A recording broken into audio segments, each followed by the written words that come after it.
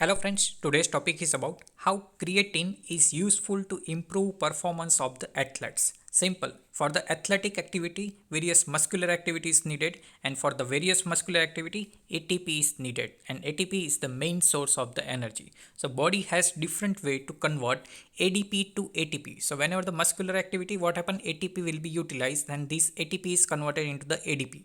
Now this ADP will be reconverted into the ATP with the help of electron transport chain, substrate level phosphorylation, and different ways are there. But most important or one of the fastest method is to improve or move the phosphate group of creatine phosphate to the ADP, and that will yields the immediate ATP formation.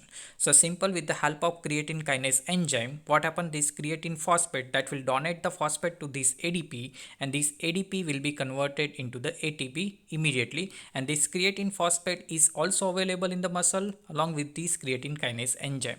So that is one of the fastest way for the formation or regeneration of ATP from the ADP molecule, so which is immediately available for the various muscular activity or the various muscular work. So if creatine is supplied to the athlete, it increases the reserve store of the creatine phosphate with action of this enzyme creatine kinase, which is most importantly required for the conversion of creatine phosphate to creatine.